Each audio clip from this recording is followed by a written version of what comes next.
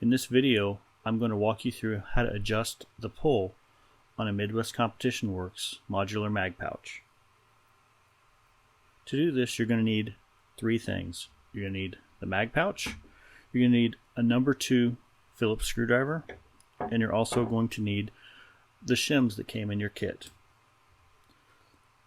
When these are shipped directly to you, the shims will not be installed.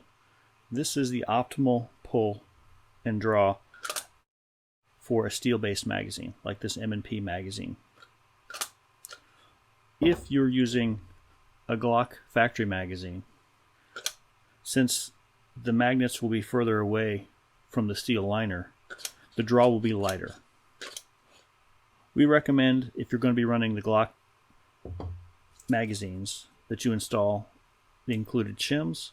Some shooters shooting steel magazines may prefer a little bit firmer draw and may want to install them as well. So let's get started.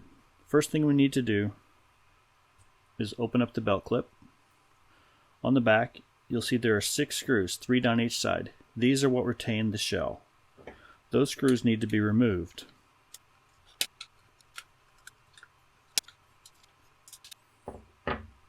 Now that the 6 screws are removed, the shell simply comes apart. Inside you'll see this is our mag slide. Depending on your material, this will either be made out of Delrin, HDPE, or Teflon. Teflon is white, the other two will be black. So what we need to do to remove these is to remove the magnets one at a time. In the kit that came with your mag pouch, there will be 4 shims.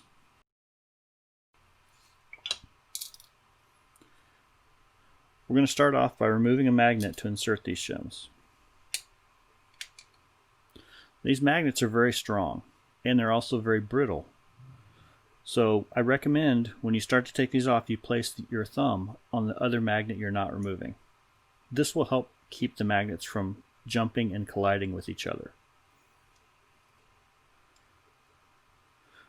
When I remove this, there's a retainer on the back. I covered that with my thumb to make sure that it doesn't fall out. Now that retainer has a small O-ring on it. That O-ring is there to help keep it in place and to keep you from breaking the magnet when you reinsert it.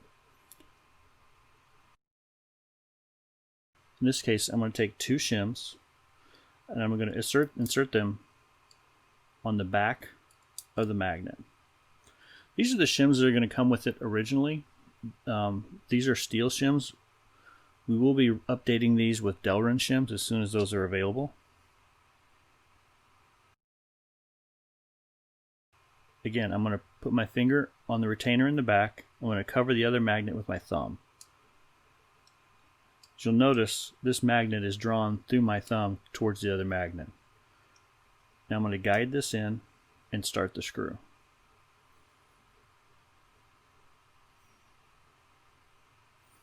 Now when you tighten this up, don't over tighten it. You can easily break this magnet. That's why the O-ring is there, to keep you from crushing the magnet. Now that we've got that magnet installed, let's do the other one.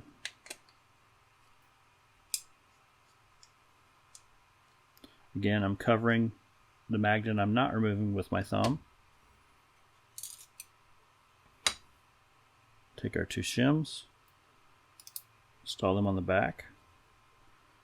Again, I'm covering the magnet and the retainer and screwing it in.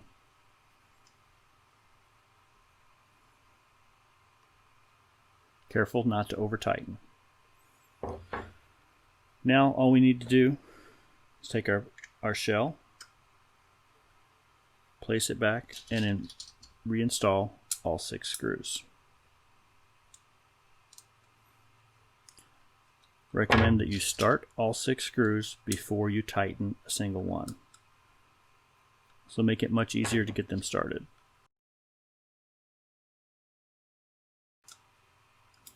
Now we've got all 6 started.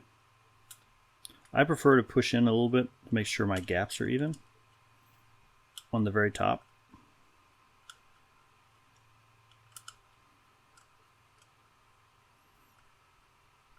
and I snug the screws up. Again, don't over torque these.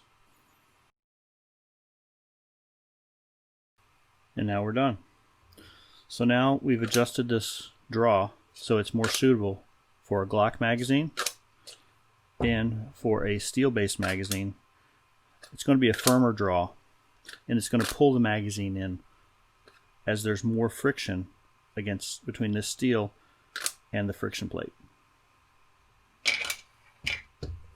And that's how you adjust the pull on the Midwest Competition Works modular magazine pouch.